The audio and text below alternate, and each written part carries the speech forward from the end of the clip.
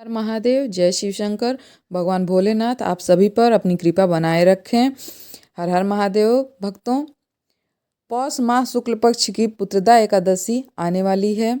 आइए इसके बारे में कुछ जानकारी आपको बताते हैं। इस व्रत के कथा के बारे में सुनते हैं, इसके महत्व के बारे में, ये कब से कब तक है, आइए जान लेते हैं। पौष माह के शुक्ल पक्ष की एकादशी को पौष पुत्रदा एकादशी के नाम से जाना जाता है। पुराणों में एकादशी व्रत की महिमा का वर्णन करते हुए कहा गया है कि इसके प्रताप से दुखों, त्रिविध तापों से मुक्ति और हजारों यज्ञों को करने के समान फल मिलता है। मान्यता है कि अपने नाम स्वरूप पुत्रदा एकादशी का व्रत रखने से भगवान विष्णु स्वयं संकटों में संतान की रक्षा करते हैं। वंश वृद्धि के लिए पुत्रदा एकादशी का व्रत बहुत ही महत्वपूर्ण माना गया है।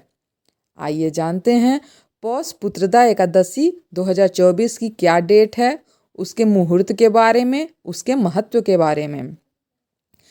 तो पौष पुत्रदा एकादशी व्रत 21 जनवरी 2024 रविवार को है। पुत्रदा एकादशी का व्रत साल में 2 बार रखा जाता है, एक पौष माह में और दूसरा सावन के महीने में आता है। ये दोनों ही व्रत संतान की कामना के लिए बहुत प्रभावशाली माने जाते हैं।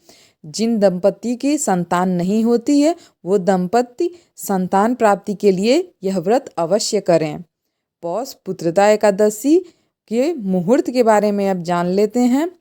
पंचांग के अनुसार पौष माह के शुक्ल पक्ष एकादशी तिथि 20 जनवरी 2024 को रात 6:26 पर शुरू होगी और अगले दिन 21 जनवरी 2024 को रात 7:26 पर ख़त्म होगी। उदया तिथि के अनुसार एकादशी का व्रत 21 जनवरी को मान्य होगा, यानी कि व्रत इस बार 21 जनवरी दिन रविवार को रखा जाएगा।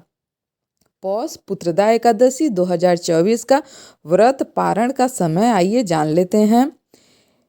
एकादशी का व्रत पारण 22 जनवरी को 2024 को सुबह 7:14 से यानी 7:14 से सुबह 9:21 के बीच किया जाएगा। ये दिन बहुत महत्वपूर्ण है, क्योंकि इसी दिन श्री हरि विष्णु भगवान अवतार श्री राम लल्ला की 22 जनवरी को अयोध्या राम मंदिर में प्राण प्रतिष्ठा होगी। यानी कि द्वादशी के दिन 22 जनवरी को अयोध्या में राम मंदिर में भगवान राम की प्राण प्रतिष्ठा होगी। पारण का तिथि द्वादशी समाप्त होने का समय रहेगा रात को 7:51। पौत्र पुत्रदा एकादशी व्रत कैसे किया जाता है, कैसे करें, आइए जान लेते हैं। पौष पुत्रदा एकादशी का व्रत करने वाले श्रद्धालुओं को व्रत से पूर्व दशमी के दिन एक समय सात्विक भोजन ग्रहण करना चाहिए। व्रती को संयमी और ब्रह्मचर्य का पालन करना चाहिए। एकादशी के दिन व्रत का संकल्प लेकर गंगा जल, तुलसी दल, तिल, फूल, पंचामृत से श्री हरि विष्णु की पूजा करें। संध्या काल में दीपदान करें। तुलसी के आगे दीपक जलाएं। व्रत के अगले दिन द्वादशी पर किसी जरूरतमंद व्यक्ति या ब्राह्मण को भोजन कराकर अपने श्रद्धा अनुसार दान दक्षिणा देकर व्रत का पारण करें। पौत्र पुत्रदा एकादशी का आइए महत्व जान लेते हैं। महत्व। धर्मराज युधिष्ठिर कहने लगे कि हे भगवान, आपने पौष कृष्ण पक्ष एकादशी अर्थात सफला एकादशी का महात्म्य बताकर बड़ी कृपा की है। अब आप कृपा करके मुझे पौष माह के शुक्ल पक्ष की एकादशी के विषय में कुछ बताइए।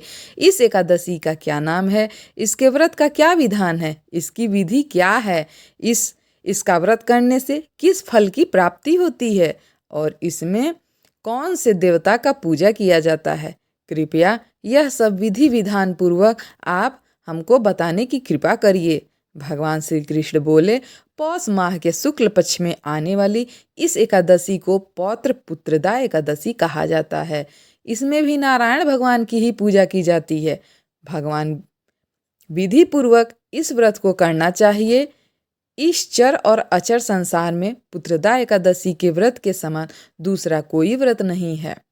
इसके पुण्य से मनुष्य तपस्वी, विद्वान और लक्ष्मीवान होता है। इसकी मैं कथा कहता हूँ सो तुम ध्यानपूर्वक सुनो। भद्रावती नामक नगरी में सुकेतुमान नाम का एक राजा राज्य करता था। उसके कोई पुत्र नहीं था। उसकी स्त्री का नाम सैब्या था। वह निपुत्री होने के कारण सदैव चिंता में रहती थी।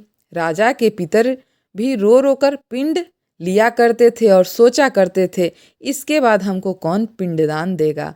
राजा को भाई बांधव, धन, हाथी घोड़े, राज्य और मंत्री, इन सब में किसी से भी संतोष नहीं होता था। वह सदैव यही विचार करता था कि मेरे मरने के बाद मुझको कौन पिंडदान देगा। बिना पुत्र के, बिना संतान के पितरों और देवताओं का ऋण मैं कैसे चुका सकूंगा। जिस घर में पुत्र न हो, कोई संतान न हो, उस घर में सदैव अंधेरा रहता है। इसीलिए पुत्र उत्पत्ति के लिए प्रयत्न करना चाहिए। जिस मनुष्य ने पुत्र का मुख देखा है वह धन्य है। उसको इस लोक में यश और परलोक में शांति मिलती है, अर्थात उनके दोनों लोक सुधर जाते हैं। पूर्व जन्म के कर्म से ही इस जन्म में संतान की प्राप्ति होती है, धन आदि प्राप्त होते हैं। राजा इसी प्रकार रात दिन चिंता में लगा रहता था। उस समय तो राजा ने अपने शरीर को त्याग देने का निश्चय किया, परंतु आत्मघात के महान पाप को समझ करके उसने ऐसा नहीं किया। एक दिन राजा ऐसा ही विचार करता हुआ अपने घोड़े पर चढ़कर वन को चल दिया तथा पक्षियों और वृक्षों को देखने लगा। उसने देखा कि वन में मृग, व्याघ, सूअर, सिंह, बंदर, सर्प आदि सब भ्रमण कर रहे थे। हाथी अपने बच्चों और हथिनियों के बीच घूम रहा है। इस वन में कहीं तो गीदड़ अपने कर्कश ध्वर में बोल रहे हैं, कहीं उल्लू ध्वनि कर रहे हैं। वन में दृश्यों को देखकर राजा सोच विचार में लग गया। इस प्रकार आधा दिन बीत गया। वह सोचने लगा, मैंने कई यज्ञ किए, ब्राह्मणों को स्वादिष्ट भोजन से तृप्त किया, फिर भी मुझको दुख प्राप्त हुआ, पता नहीं क्यों। राजा प्यास के मारे अत्यंत दुखी हो गया। पानी की तलाश में इधर उधर फिरने लगा। थोड़ी दूर पर राजा ने एक सरोवर देखा। उस सरोवर में कमल खिले थे तथा सारस, हंस, मगरमच्छ आदि उसमें तैर रहे थे, विहार कर रहे थे। उस सरोवर के चारों तरफ मुनियों के आश्रम बने हुए थे। उसी समय राजा के दाहिने अंग फड़कने लगे। राजा शुभ शगुन को समझकर घोड़े से उतरकर मुनियों को दंडवत प्रणाम करके बैठ गया। राजा को देखकर मुनियों ने कहा, हे राजन, हम तुमसे अत्यंत प्रसन्न हैं, तुम्हारी क्या इच्छा है सो कहो। राजा ने पूछा, महाराज आप कौन हैं और किसके लिए यहाँ आए हैं, कृपा करके बताइए। मुनि कहने लगे, हे राजन, आज संतान देने वाली पुत्रदा एकादशी है। हम लोग विश्वदेव हैं और इस सरोवर में स्नान करने के लिए आए हैं। यह सुनकर राजा कहने लगा कि महाराज, मेरे भी कोई संतान नहीं है। यदि आप मुझ पर प्रसन्न हो तो एक पुत्र या संतान का वरदान दीजिए। मुनि बोले, हे राजन, आज पुत्रदा एकादशी है, आप अवश्य ही इसका व्रत करें। भगवान की कृपा से अवश्य ही आपके घर में संतान या पुत्र की प्राप्ति होगी। मुनि के वचनों को सुनकर राजा ने उसी दिन एकादशी का व्रत किया और द्वादशी को उसका पारण किया। इसके पश्चात मुनियों को प्रणाम करके महल में वापस आ गया। कुछ समय बीतने के बाद रानी ने गर्भ धारण किया और 9 महीने के पश्चात उसे एक पुत्र रत्न की प्राप्ति हुई। वह राजकुमार अत्यंत शूरवीर, यशस्वी और प्रजापालक था।